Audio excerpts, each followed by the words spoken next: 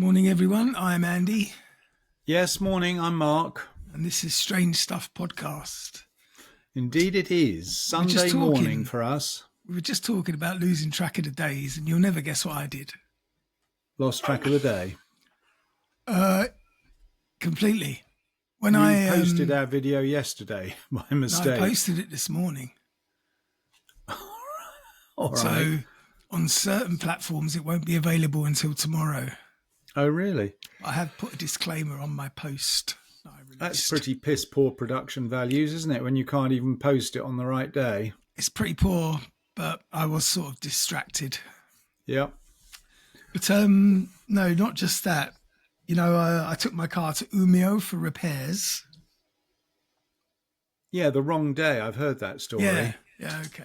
Oh, I couldn't The remember wrong if I told day. you that. 24 hours You need early. to have a diary or something because, I mean, what do? You sleep all during the day. No one's awake at night when you're communicating with a country that is in a different day. I don't sleep during the day. I just have a long day. You need to stop following Australian time and start. Funny enough, I can tell you that, New Zealand anyway. I've actually been in touch with my brother a little bit recently, and normally we communicate at about midnight, 1 o'clock in the morning his time. So he's a bit like you, a bit of a night owl. Right. Is he suspiciously sniffy when you talk to him? What? Oh, you mean is he a cocaine addict? All right, Mark. I don't know, actually. Do you have many 70-year-old cocaine addicts? Yeah, of course. Why not? Well, you're right, actually. Why wouldn't you? I mean, people do all sorts of things at all sorts of ages these days. Yeah, but it's not something you associate with old age pensioners, is it? A cocaine habit. I don't know. I mean, if you look at the crime families in like London, they're mostly old geezers now. Yeah, but they're no longer. I don't think there are any English crime families left in London, are there? They're all Russian, Albanian, Chinese. I don't know where they come from, all over the place. Yeah, In maybe. fact, are you watching or have you watched that series Gangs of London? I'm not sure. It's graphically violent, with people's heads being blown apart and such like, which, is a bit OTT. I don't think it's necessary. It's mildly interesting, entertaining. And there's one English crime family against all of the other Eastern Europe, mainly Eastern European. Are there any Chinese? No, there's no Chinese involved in that story. And it's Indian. It's pure fiction, is it? Oh yeah, it's not a documentary. It's pure fiction. Oh, well, I don't know what the gang warfare is like in London these days. It's probably no worse than Sweden. Sweden's bloody awful. No, that's what I mean. Exactly. Sweden. I think it's probably worse here. Do you think with such a small population it could be? Yeah, we have a lot of gun gangs here, don't we? Yeah, but I don't understand the appeal And of Sweden. grenades. Yeah, but we've covered that before. That the foreign criminal gangs use the kids to plant grenades, and they blackmail companies. If you don't pay us, we're going to throw a grenade through your front door. And then you get some poor 14-year-old lurad. What's that? Fooled into doing something stupid and criminal. I think 14 is the age of criminal responsibility in Sweden. No idea. Well, yeah, you're well past the threshold, so you have to be responsible for everything you do, Andy. That's no, but for sure. I think, don't you come out the other side so that when you get past 60, you can't be held responsible? That would be good, wouldn't it? You would go completely bananas. What would be the first crime that you would want to commit if you? There'd if be a there few was murders. Is that right? Nothing personal. Mark. Oh, dear. Well, if you murdered me, you wouldn't have anywhere to clean your car before Oh, delivery. yeah. Talking about that, I was at a barbecue yesterday with Robin, my Yes. ex-colleague, Yes. who might be having his last day at work tomorrow because Northvolt have now stopped production They have they? completely. Scania was their last customer and they've decided to stop shopping. So that literally means that the whole shooting match is just going to be standing there doing nothing. Basically. I mean, I feel sorry. Well, obviously, I feel sorry for everybody that got involved. But as we were pointing out a couple of weeks ago, I mean, I'm not saying you're enjoying sitting at home, but you've been sitting at home being paid. Some of them have been at work being paid. Yeah, and actually being paid less. Oh, really? Yeah, because they lost their shift allowance, didn't they, when they all went on daytime. Oh, I see. So they've been, and also the atmosphere there has been awful, as you can imagine. Oh, I can imagine. But yeah, anyway, they said there's a meeting tomorrow to inform people of what's happening, but I can't see. If they've stopped production, they've stopped production. Yeah, exactly. What are you going to do? Clean the machines? Was that the link to cleaning cars? How did we get from cleaning cars to barbecues with Robin, and then suddenly we're talking about 1,700 more redundancies? Robin has said that the possibility is that he would follow me to Mora in his car. Yes. So he wants his car cleaned as well, does he? No, he wants to visit the KFC in Uppsala, which I'm 100% up for. But it also means that I'll get a ride back. Oh, I see. But KFC? Yeah, they've got a Kentucky Fried in Uppsala now. Do they? Yeah. It's a new one. I wonder where that is.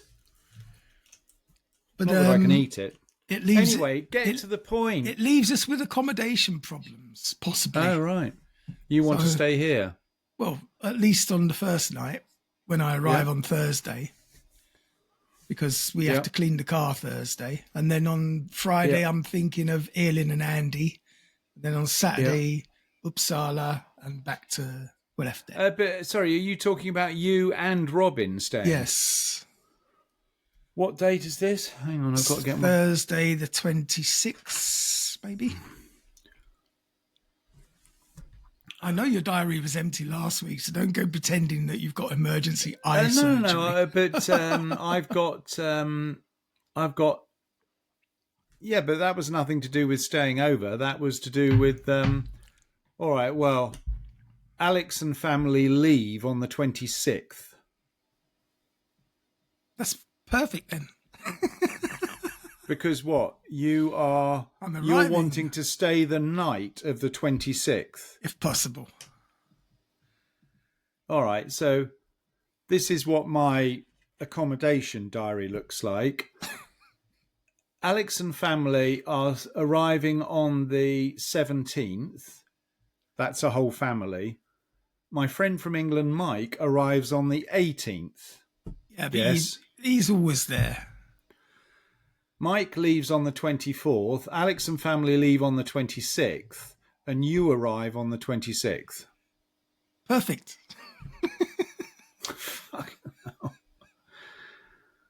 Well, at least Robin may be capable of washing a car, so I'm not going to be faced with the idea of you just sitting there looking at someone else washing your car because you're so incapable of looking after yourself or your possessions. You'll actually really like Robin. He's going to be right up your street. He's an engineer, isn't he? He's an old soul. What do you mean? I thought he was a youngster. Yeah, he is, but he's an old soul. It's like he prefers like old technology. He's got a cassette player, for God's sake. God's sake. What, that he uses? Yes, he makes mixtapes. Oh, my God. That is pretty old. Well, I'll tell you what, I don't feel like bloody cooking, having been No, don't cooking for the worry. previous 2 weeks. Why don't we go to We don't need any Bishops looking and so on? after as such. We just need somewhere to sleep. Yeah. What you mean? So you're going out with Robin in the evening. I'm not even invited. And No, then...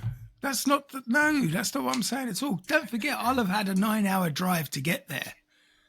The last thing I want to do is going out partying. Yeah, but we can go to Bishop's for a meal or something. Yeah, we could do that, for sure. All right, well, I'm going to have to raid my linen cupboard to check I've got enough bed linen. Oh, seriously, a sofa and a blanket is enough. Yeah, but this is my house, Andy. I'm sure you don't mind sleeping on a sofa, but the thought of me waking up in the morning to find you on my sofa... The day you wake up before me is going to be a cold day in hell. Yeah, what do you mean I'm up early? It was Sunday morning. I was awake at 6:10 this morning. Admittedly, I didn't get out of bed till 7. I'd already had lunch by then.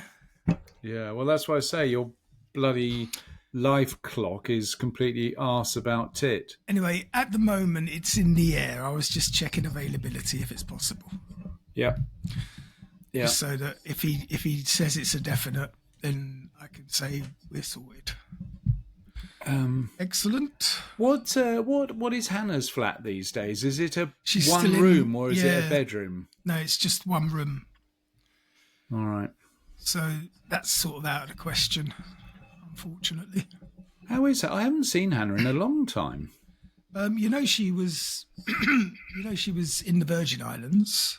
I do remember that because she posted a lot of very nice photographs. Yeah. And now she's tempted to move there. No, I mean, well, probably. But no, she's busy working as usual. Yeah. It would be nice to see her, actually. Yeah. Yeah. All right, so that's the 27th of July. Okay. Yeah, it's exactly right. Just so I'm out of the country. What? I thought you said July.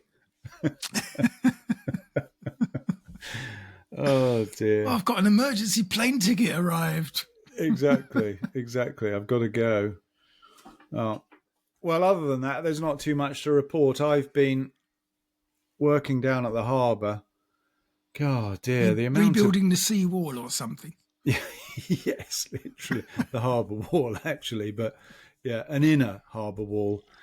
And one of the guys, well, actually, the guy who I work with, Peter, he had a property company in the past, so he's got his own digger machine, his own tractor and all that sort of stuff, so it would have been impossible without it. But it's bloody hard work. I last for about 4 hours, 5 hours maybe. And I said, I've got to go and have a sit down. And he's the same age as me, so it's pretty much the same, but it's tough old work. But it's going to be good when we're finished. So that's been keeping me busy. Went down to Stockholm for a day. The car. For the car, that worked out fine. Well, worked out fine. Interesting. Modern cars, this is why I don't have any interest in... I think my interest in cars is going to stop around 2018, maybe 2010, in terms of future buys, because... So did I tell you what warning light came up on my little car? Yeah, danger of explosion. Electric failure, danger. So you would think when a warning like that comes on with such a sophisticated modern car, that it would be held in the memory somewhere. But nothing. It wasn't. And to diagnose it, interestingly, they obviously hook it to their computer, which then communicates with France. It's a French car. And there's a technician in France trying to diagnose it. And it's just a glitch. It was just a glitch. So I can now use it without caution. You hope. Revving to the limit. Which is what I normally do. So that was a day to Stockholm, 4 hours down to Stockholm. They looked at it straight away. They're very good at the dealer. And I drove back an hour and a half later.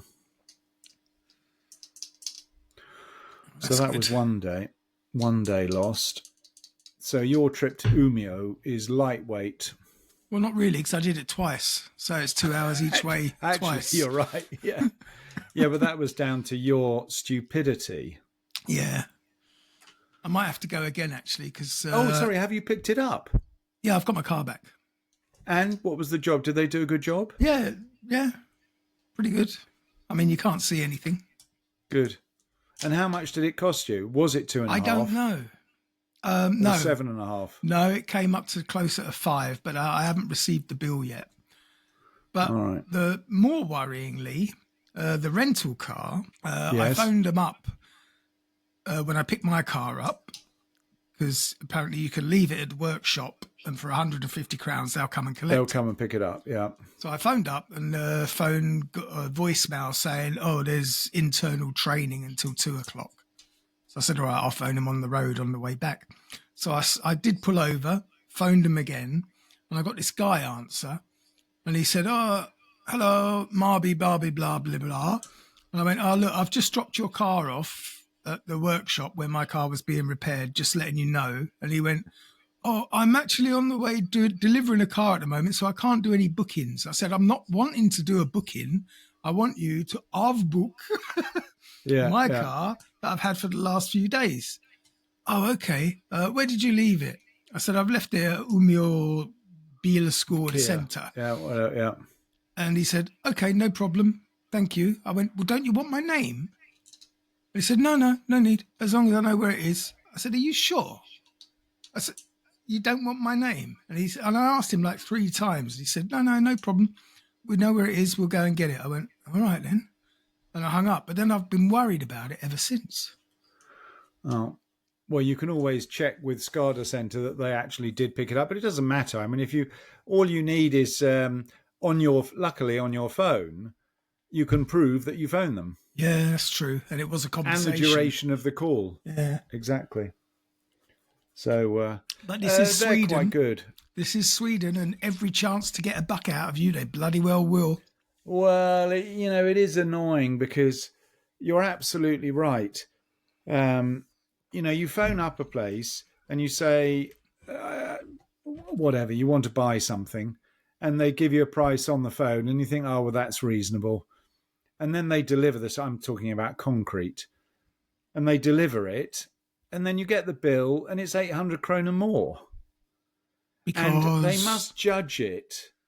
They must judge it to the point where they increase the price by 10%, because they know that at that level, people just can't be bothered to deal with the shag of complaining that the wrong price is wrong, and they just pay it. So I completely agree with you. Sometimes it's just... Anyway, whatever. So I'm waiting for... did you enjoy the dinner at the White House? I assume you went. Of course, yeah. You must have been one of the top 20 investors in Trump's coin. Oh, yeah. The dodgy coin. How the hell can he get away with it? Well, no, it was the dinner that was held at the White House. It was just, yeah. And that trip to the Middle East, I don't know if you know, but his family were there ahead of time. So his family were doing the same tour as he was, but a week in advance to get all the juicy contracts. It's just... Did they take their property lawyer with them? Yeah, their divorce lawyer. It's just absolutely staggering. I mean, in fact, I was thinking the other day that all of these appointees have something in common. And not wanting to be disrespectful to, women or, the people that Trump associates with, but they're all thick as shit. All of them. That is a prerequisite for these people to be appointed the head of Homeland Securities that didn't even know what habeas corpus was, even though that she'd been interviewed about it for a week. Yeah, because Donald Trump has to be the smartest person in the room. Well, it's not only that, actually. I think the reason why all of these people are idiots is because they gander... As a result of that, they gander so much media attention Or, all the news things are always reporting on the latest stupid thing that these people say. And I've realised it's all a distraction. The more media time they can spend talking about people saying stupid things, like the new leader of the IRS, he's not even an accountant. He literally knows nothing about the IRS. And I was watching an interview of the education woman. Do you know what the Secretary of Education in the States did before she got appointed? She was Donald Trump's golf club caddy. You're not far off it. She was, in fact, the chairman of WWR. WWW, Worldwide Wrestling Federation. I'm not joking. Something. That's literally what she did. She was heading up World Wrestling Federation, then she becomes the Secretary of State for Education. I can see the link.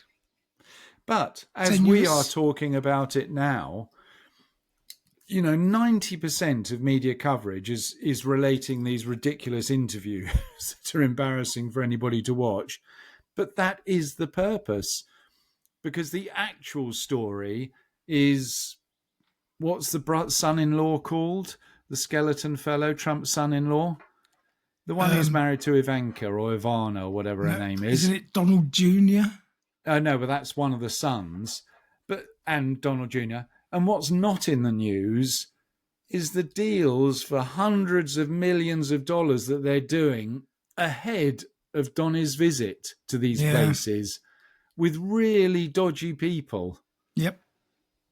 That's what the news is, but nobody bothers reporting about it because it's so entertaining watching Noam, or whatever her name is, the head of Homeland Security, squeaming on TV. It's staggering. Absolutely staggering. Anyway, they passed the bill. The big, beautiful bill. For effectively a massive shift in wealth from the poor to the rich. Oh, well, that's always happening. No, it is always happening, but now it's actually the law. It's structural. They don't even pretend that that's what they're doing. Yeah, we're doing it. Yeah, absolutely, we're doing that. So that's been... well, as I say, entertaining and shocking. We got the Monaco Grand Prix this afternoon, which I always enjoy. Means nothing to me. Come on. Formula One, Lewis Hamilton, Charles Leclerc. Rubbish.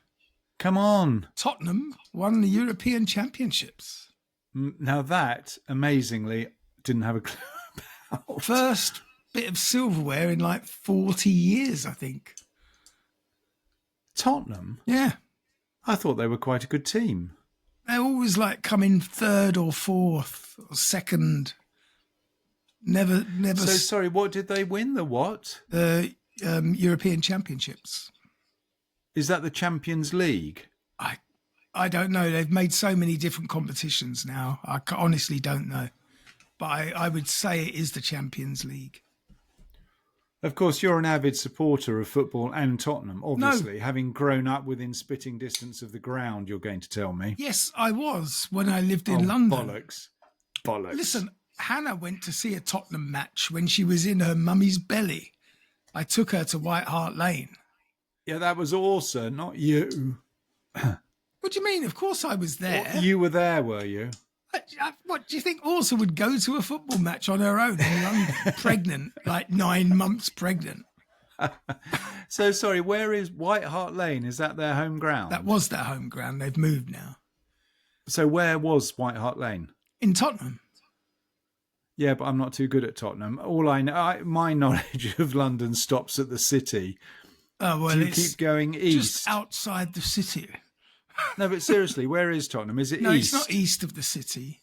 It's north of the city. Yeah, it's not. Tottenham is next to Crouch End, basically.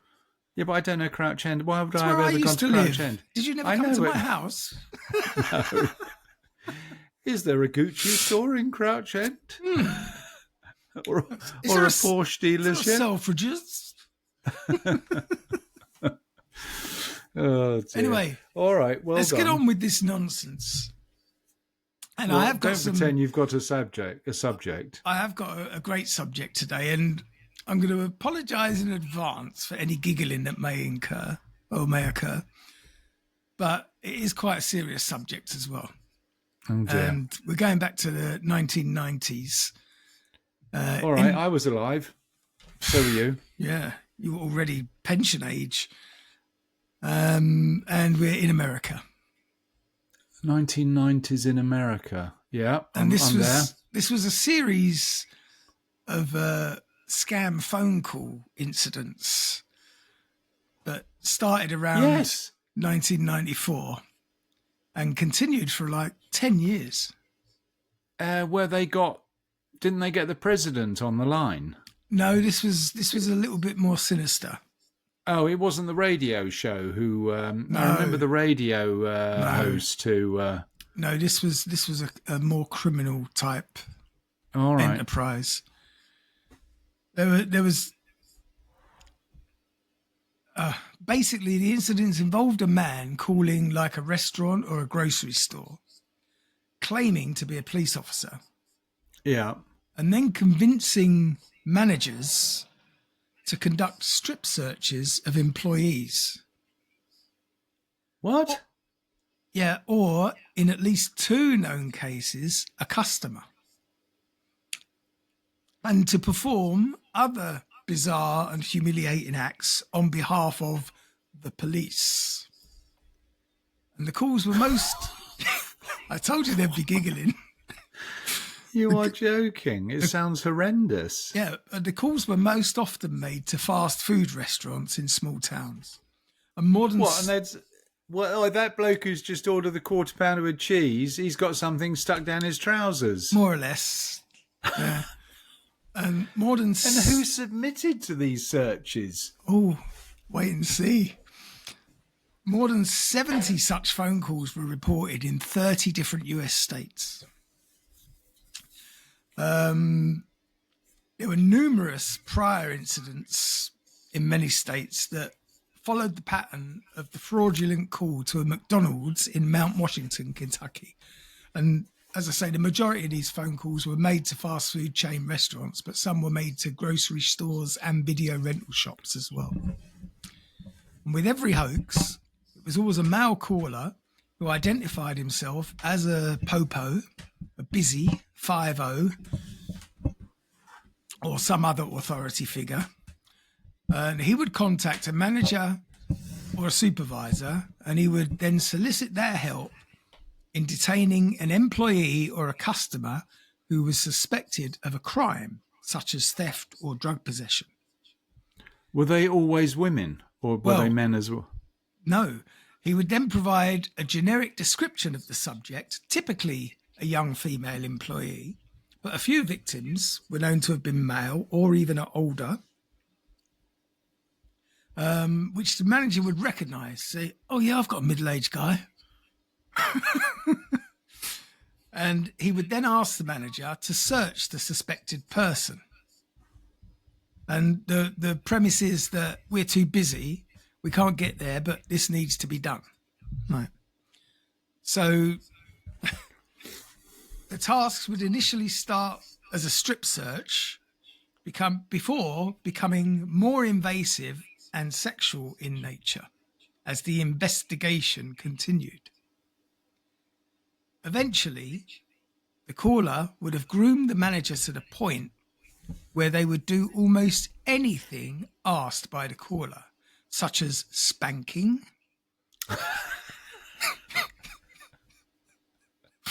This person needs to be punished.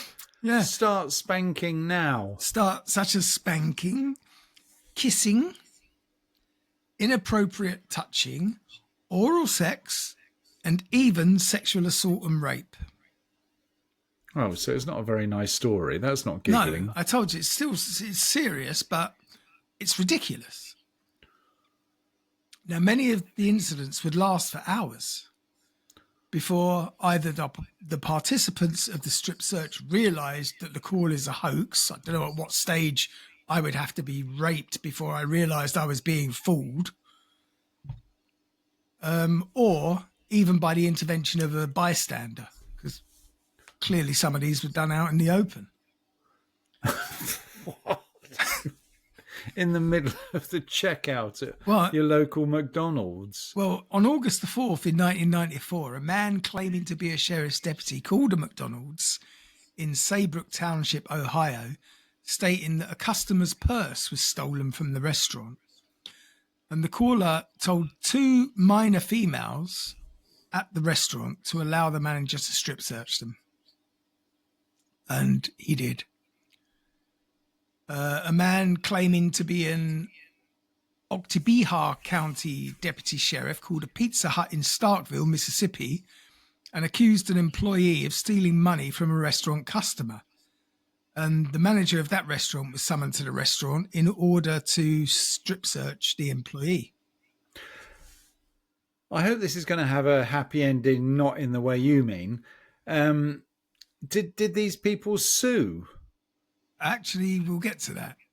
Oh, good. Thank God for that. At least there's some retribution for these idiots. On January 20th, 1999, a Burger King manager in Fargo, North Dakota, slapped the naked buttocks of a 17-year-old female employee after being instructed to do so by someone on the phone claiming to be a police officer. Now, I'm guessing that this guy had a smile on his face. Of course. But did the... you don't have to reveal if they caught the perpetrator, but had the perpetrator sort of hacked into their CCTV camera footage? Or why were they doing it? Now, bear in mind, this is back in the 90s. There wasn't that much internal CCTV going on in those days. So you mean you said it was a he. He literally did it just to hear someone getting spanked in the background? I don't know the motives. I couldn't even fathom. On December 16th of the same year, 1999, a 16-year-old female server working at a local pizza parlor in Blackfoot, Idaho, was taken to the manager's office after a phone call made by an individual only identified as Officer Davis for the Blackfoot Police Department, accused an employee of stealing a woman's purse with a $50 bill in it earlier that evening. And the caller persuaded the manager to strip search the employee and then to provide detailed descriptions of her naked body, including her breasts and genitalia. The incident only ended when a 22-year-old male colleague of the victim came into the room and intervened, with the male employee confronting the cop on the phone before the caller hung up. I mean, how fucking stupid do you need to be to get a manager's job in these places? Yeah, but that's the point. I mean, obviously quite stupid. Obviously. In December 2001, in Hooters. I think they've gone bust. Have they, or have they just downsized quite immensely? Was that a joke? No, I think... Downsized? What, they had a boob job to downsize them? Well, upsized. This Hooters in West Virginia, Charleston, told two female employees that a police officer had called the restaurant and reported a stolen change purse. And the caller told the women to strip in front of the manager and threatened them with arrest if they did not do so. The thing is that luckily these days, I say luckily, people are so, I think, so much more aware that nothing to do with scams, but you don't just submit to officials. I respect nobody's authority. No, but isn't it incredible? This is 2001. It's only 20 years ago. We're not talking about 1860. Yeah. And so the manager of a restaurant orders you to take all your clothes off because he suspects that you've stolen a purse. I would kick him in the nuts. I would kick him in the nuts as well. Now, it gets a bit darker.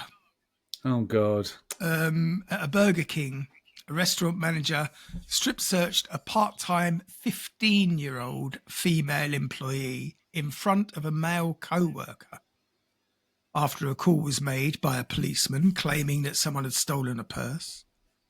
And the policeman then asked for a description of the employee's hair and tan lines. The search was also allegedly conducted in a room where other crew members could observe. Tell me that this 15-year-old got paid out 20 million. I can't tell you that. On May 29th, 2002, an 18-year-old female McDonald's employee in Iowa, on her first day on the job, was forced to strip naked, jog in place, and assume several different positions at the direction of the caller on the phone. I mean, do you need the job that badly? You know, but you feel sorry for the intelligence of the poor victims of this. I mean, you know, who in their right mind is going to respond to someone at the end of a phone telling you to jog on the spot when you haven't got any clothes on? I know, it's just, it's kind of surreal. Only in America, or are you going to tell me that he did it in Germany as well and the UK? He got the idea from China.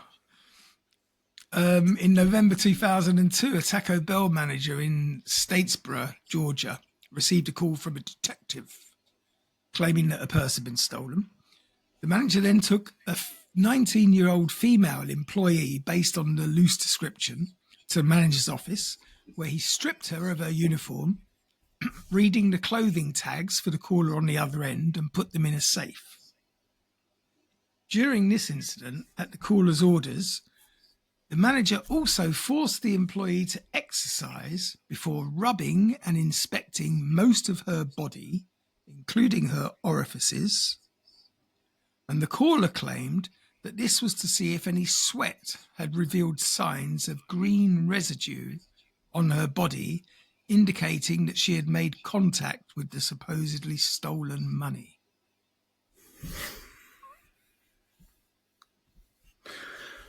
Come on, tell me about the fellow who was ultimately found as the perpetrator of these hoax calls We have to cover this subject because it's just one unbelievable I don't want to call you sexist, but so far all we've had is a list of young girls being forced to strip naked. What about the fat, ugly blokes that were also? We want to hear about that, obviously, to balance the story. We will come to a guy. On January 26, 2003, obviously the caller had an MO. He had a specific target in mind. An Applebee's assistant manager in Iowa subjected a waitress to a 90-minute strip search after receiving a collect call from someone who purported to be a regional manager for Applebee's. Applebee's is what? What's that in America? It's like a pie company. I think it is like a pie shop. I'm only guessing because of the name Applebee. I'm going to look it up.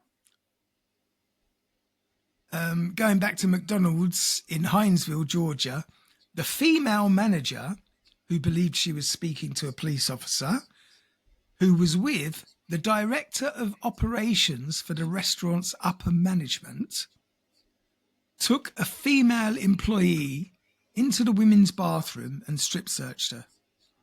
She also brought in a 55-year-old male janitor who conducted a body cavity search of the woman to uncover hidden drugs. And they needed the janitor to do that, did they? Yeah, because he was an expert in that field. He's an expert. So the cavity search entailed the janitor digitally probing the employee's vagina. McDonald's and GWD Management Corporation, the owner and operators of the involved McDonald's restaurant, were taken to court over the incident in 2005. And? Well, John Francis Nangle, a senior judge for the U.S. District Court for the Eastern District of Missouri, granted summary judgment to McDonald's and denied it, in part a summary judgment to GWD management. What? Yeah. Sorry, what? They found in favour of the restaurant who subjected this woman to the janitor sticking his fingers inside her. Money talks. In 2006, the United States Court sorry, of is that Appeals, the end of it? Literally, that was it? I can only tell you what I found out. What? In 2006, the United States Court of Appeals for the 11th Circuit reaffirmed those judgments. I want to know why. Well, there is a little bit of clarification a little bit further on. On June the 3rd, 2003, a Taco Bell manager in Alaska received a call from a man who claimed to be working for the company and investigating a drug abuse at the restaurant where the manager worked. The manager then picked a 14-year-old female customer, who he believed to be the suspect, strip searched her, and made her perform several lewd acts at the caller's request. In another incident on June 5th, 2003, a Hardee's manager in Rapid City, South Dakota, was manipulated into strip searching a female server and holding her against her will in his office for 3 hours after being told by a caller claiming to be an officer for the police that the employee had stolen money from a customer. After searching her and finding no evidence whatsoever, the caller then instructed the manager to check the employee for drugs instead, before telling him to touch intimate areas of her body. She said he made her sit on his lap, he touched her breasts and buttocks, and made her kneel in front of him while he looked in her hair, ears, and mouth. All right, enough lists now. I want there's justice. There's a couple more, which just goes to show how depraved this guy is. I've already worked out he's pretty depraved. Another Applebee's, a restaurant shift supervisor, strip searched a 42-year-old waitress after a police officer on the phone threatened to arrest staff members if they didn't comply with his orders. And then we go to Blockbuster Videos in North Dakota. And the caller claimed to be a cop again and accused an employee of theft, stating that the employee could be searched by a manager because of Blockbuster's privacy policy, which is bullshit. A female employee was then taken to the back office, where she was subsequently strip searched both by the manager and a male co-worker. Now, I don't want to criticise Applebee's necessarily, but I've just got their menu here. How bad is it? Well, so the first of we're talking appetizers at Applebee's. Oh, dear. Okay. It's called the Classic Combo. Now, doesn't have a price, but what it does have is a calorie count.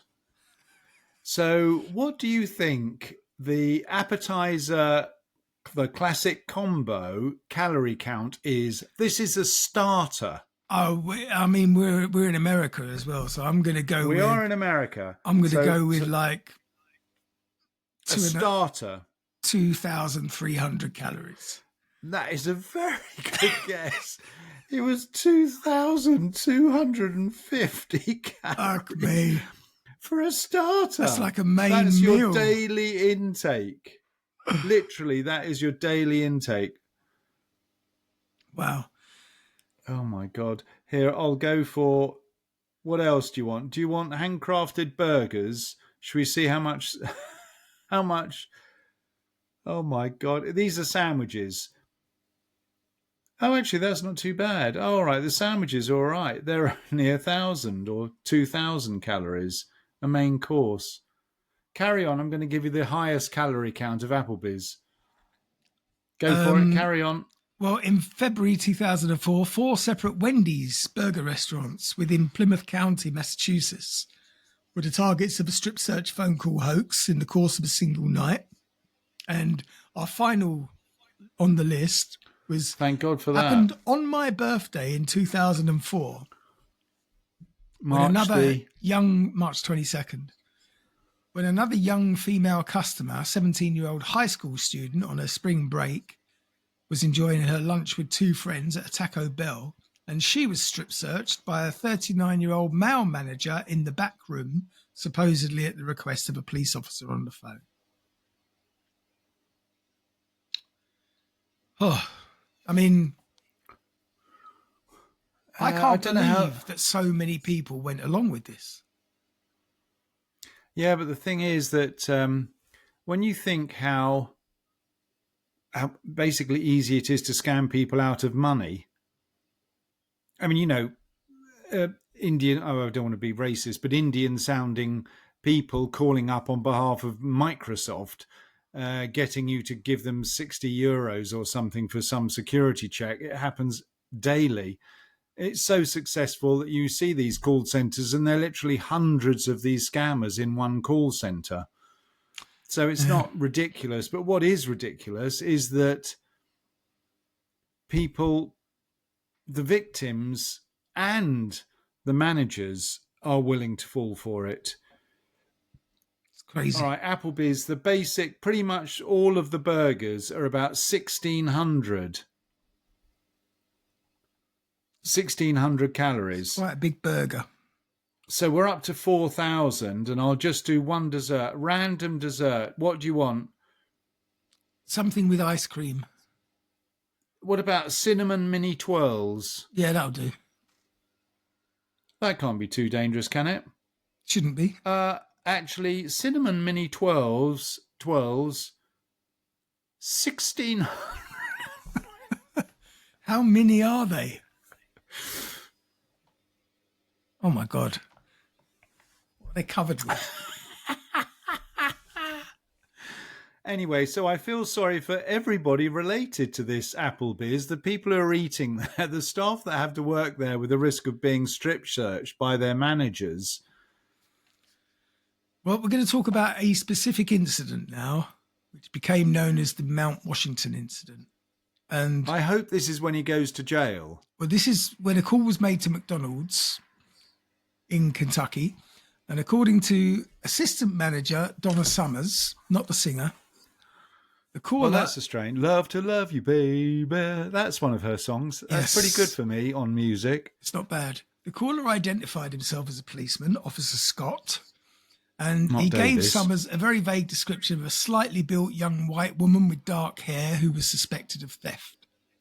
Summers believed that the description provided was that of Louise Ogborn, an 18-year-old who was currently on duty at the restaurant. Now, the police impersonator demanded that Ogden be searched at the restaurant because no officers were available at the moment to handle such a minor matter. So Ogborn was brought into an office in order to strip naked, with Summers placing the clothes in a bag and taking them to her car as instructed. Ogborn then put on an apron to partially cover herself. Kim Dockery, another assistant manager, I don't know how many you need, was present at that time, and Dockery believed she was there as a witness to the search. She left. And Kim is a bloke or a girl? No, it's a girl as well. Two girls, yeah. Dockery left after an hour, so they're on the phone for an hour at this point, and Summers told the caller that she needed to be working at the restaurant's counter. The caller then told Summers to bring in someone whom she trusted to assist with the investigation.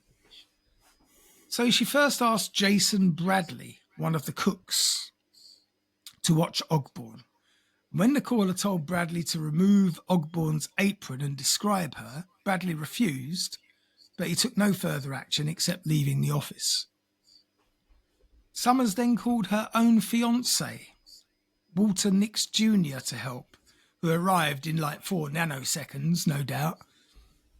And he went to the restaurant and he took over from Summers. And after being told that a copper was on the phone, Nix could be seen obeying instructions for the next 2 hours. You've stopped. He removed the apron that Ogborn was wearing and ordered her to dance and perform jumping jacks while she was naked. He then ordered her to insert her fingers into her vagina and expose it to him as part of the search. He also ordered her to sit on his lap and kiss him. And when she refused, he spanked her until she promised to do so. The The caller also spoke to Ogborn and demanded that she was do as she was told or she would face worse What have you punishment. done? Recalling the incident later, Ogborn said, "I was scared for my life." Hello? Hello. What are you doing? It looks fine to me. Fine to me. What, you've been off the air for about 2 minutes, a minute or so. I can see both of us quite clearly, and my mic's lighting up and everything. I've just turned the phone off. All right, you just locked up completely. It probably only happened on your screen. Well, no, I couldn't hear you either. Yeah, but I mean, it's only at your end because it was fine here. All right.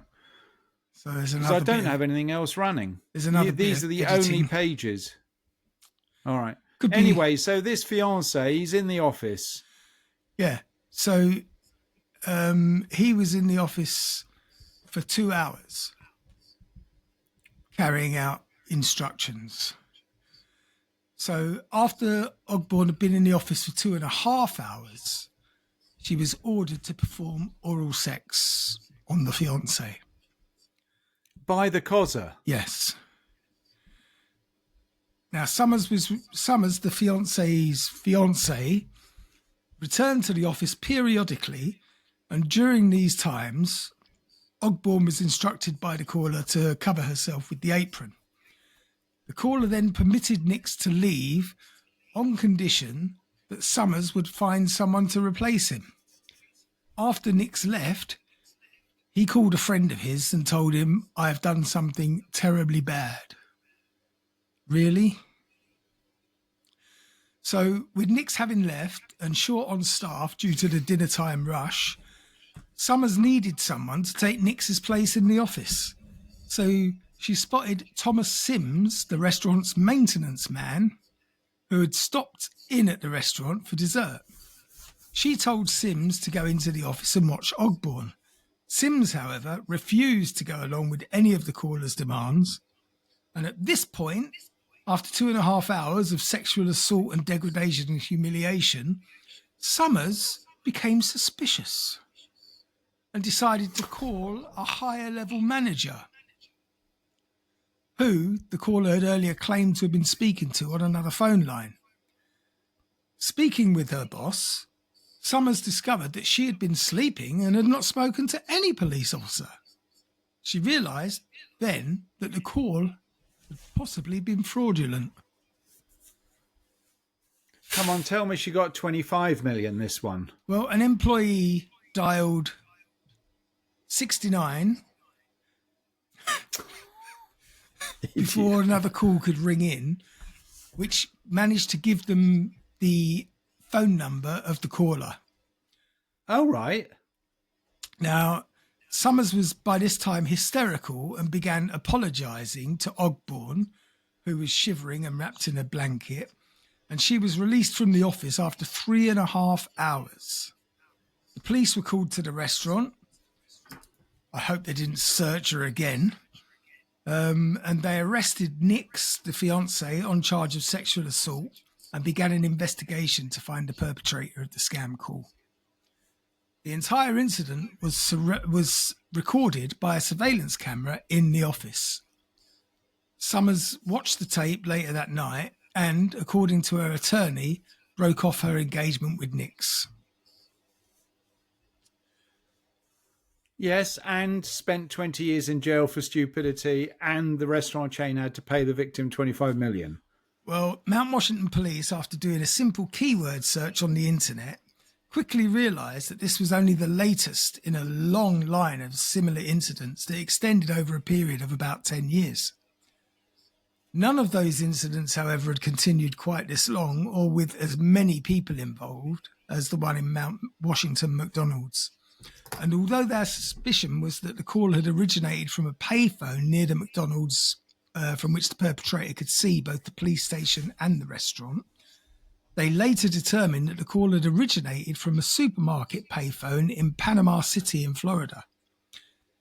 Having learned, though, that the call was made with an AT&T phone card, and the largest retailer of such cards was Walmart, they contacted the police in Panama City. The Panama City Police informed Mount Washington Police that Detective Flaherty in Massachusetts was already conducting an investigation. Several similar scam calls had been placed to Boston area restaurants, and Flaherty had already pulled surveillance camera footage from a Walmart in Panama City. And following Flaherty's lead, the Mount Washington Police used the serial number of the phone card to find out that it had been purchased from a different Walmart than the Walmart that sold the card used for calls to Massachusetts. Using the records of the Panama City Walmart, which showed the register number and the time of purchase of the phone card, Mount Washington Police were actually able to find the surveillance camera footage of the guy who purchased the card.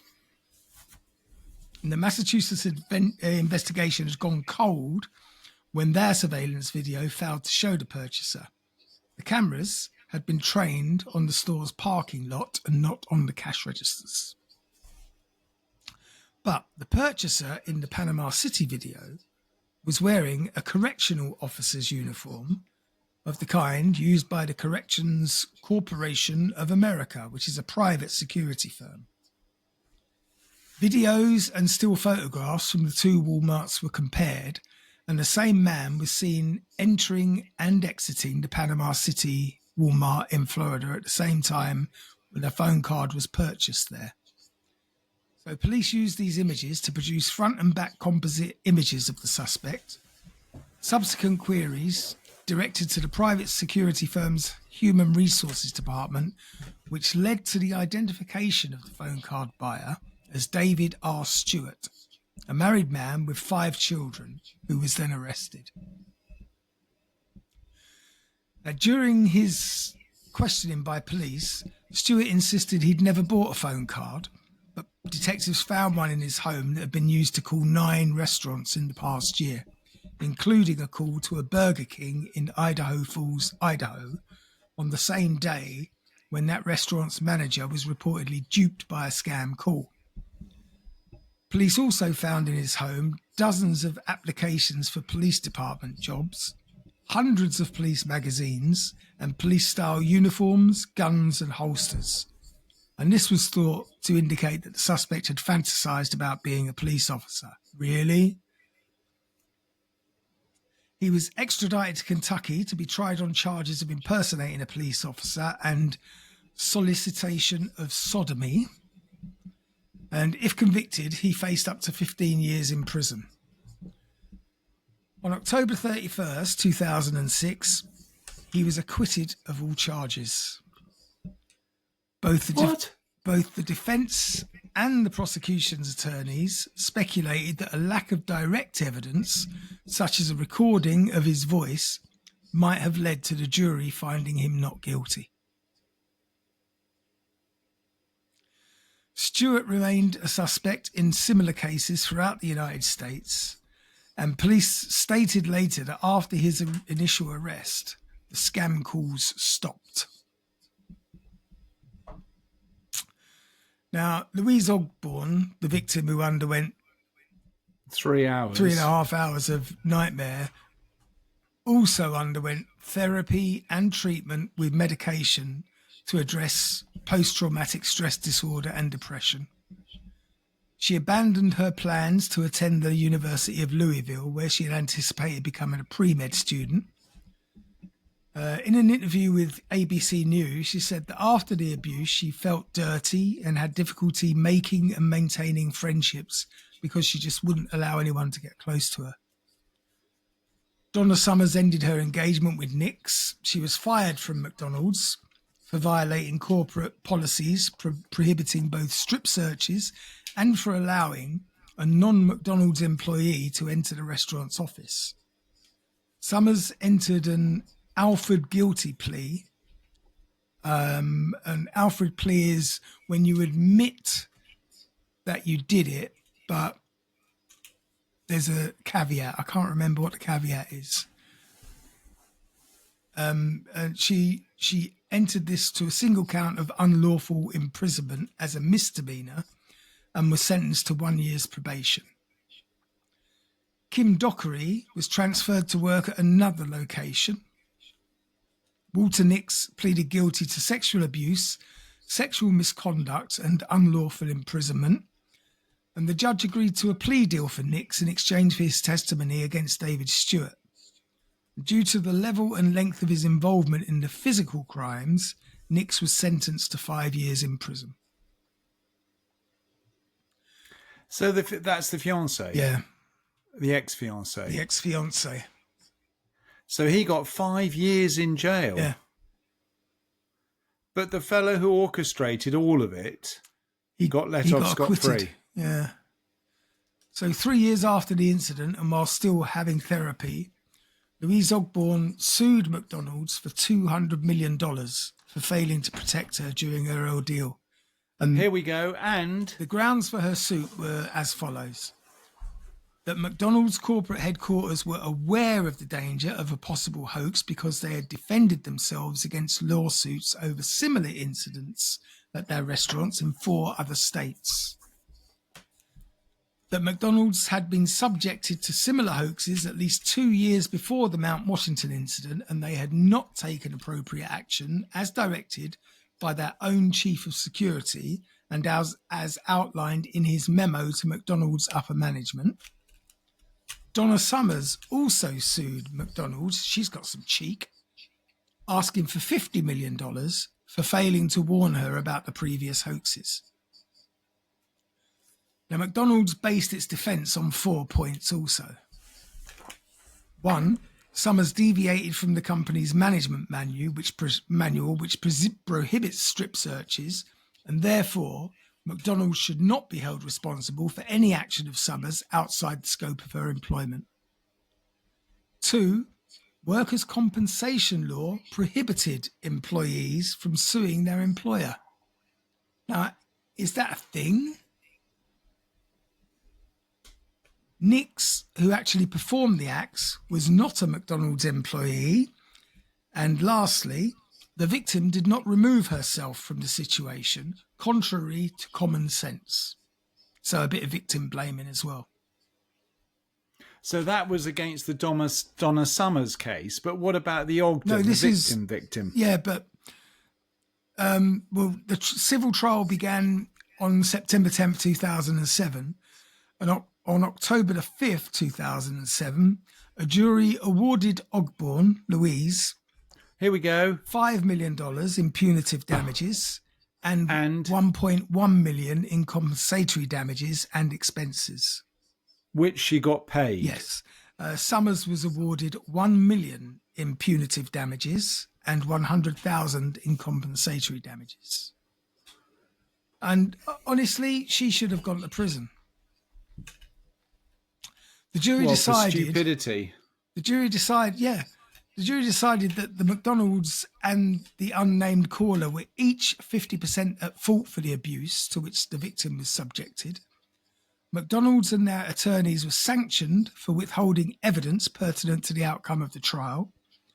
And in November 2008, they were also told or also ordered to pay $2.4 million in legal fees to the plaintiff's lawyers. On October 20th, 2009, the Kentucky Court of Appeals upheld the jury's verdict, but reduced the punitive damages award to Summers to just $400,000. McDonald's then appealed to the Kentucky Supreme Court, and while its petition was pending in 2010, Ogborn settled with McDonald's for $1.1 million and abandoned her claim for punitive damages. After the court decisions, McDonald's revised its manager training program to emphasize awareness of scam phone calls and protection of employees' rights. But too little too late, Ronald. So Ogden, the victim, she actually walked away with 1.2 million. 1.1. 1.1, which you can't really even buy a house for in America. And Summers walked away with 400K. $1,000 for being so fucking stupid that she didn't realise it was and inviting what her she was doing boyfriend was wrong. around to sexually abuse the poor girl. And she got awarded $400,000, and the boyfriend got 5 years in jail. Yeah.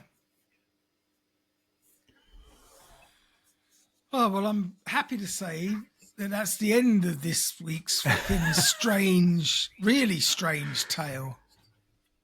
I mean, how you couldn't make this up. Surely in America they must have the same threshold of proof for conviction as they do. Isn't it beyond reasonable doubt? I mean, I don't even understand how it got that far. As soon as the policeman on the phone told me to start touching people's fannies in the manager's office.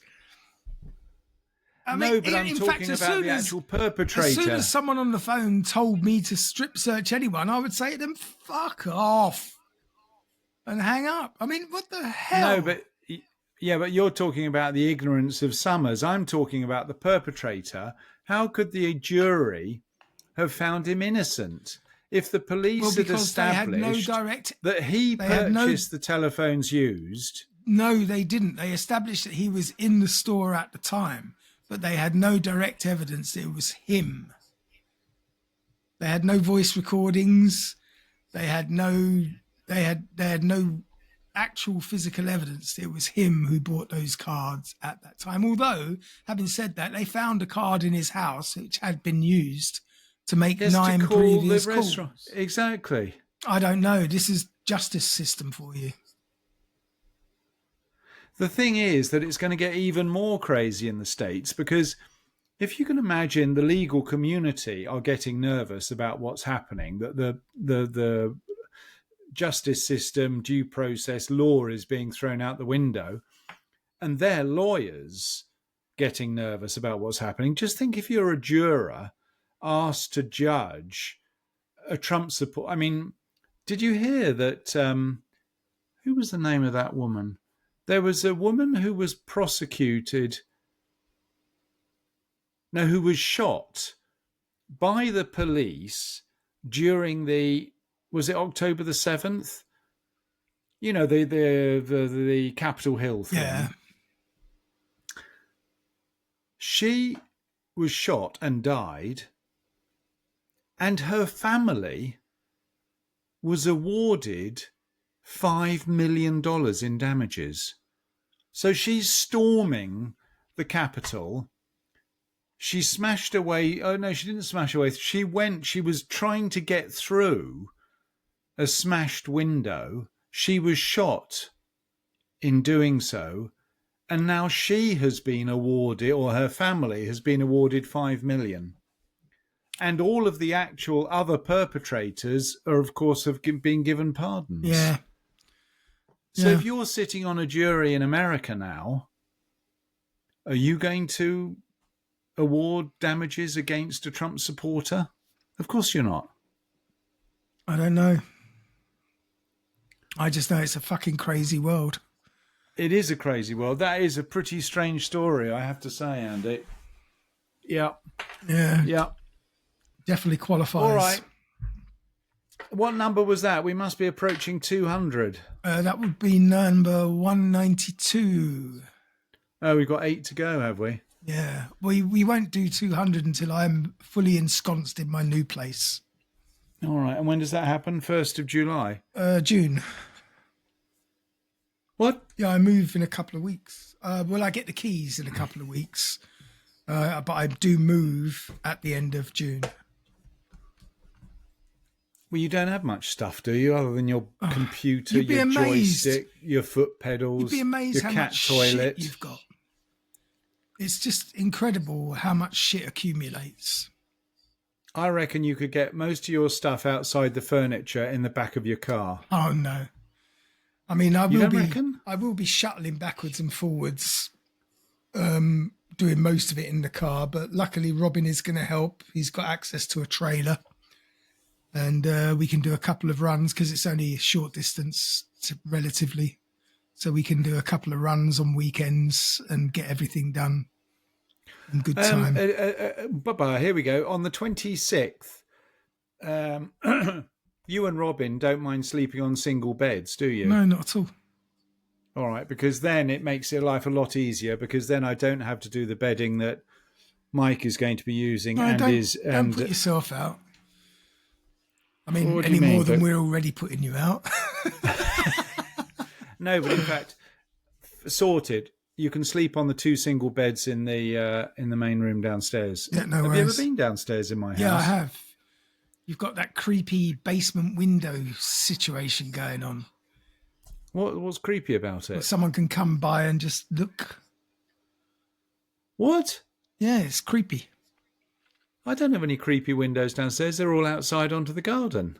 Yeah, and if someone's in the garden, well, being creepy. If someone's in the garden in your house peeping through the window, that would be a bit creepy they'd have as to be well. fucking tall.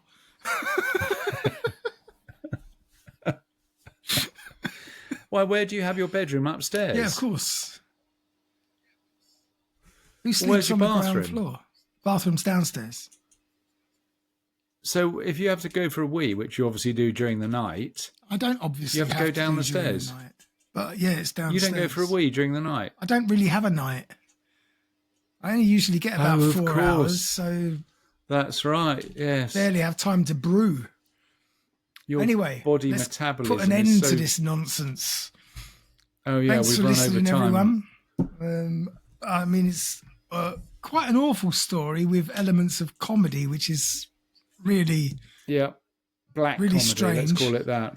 But it would make for an excellent miniseries on Netflix, trademark. So I'd like to be attached as director if it happens. I bet you would. And I'd also like to be the guy on the end of the phone. Yeah. Anyway, thanks for listening. We'll see you the same time next week.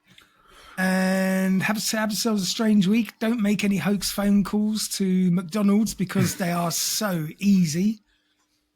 And we'll see you next week. Have a great time in the meantime. Bye-bye for now. Very good. Cheerio. So I want...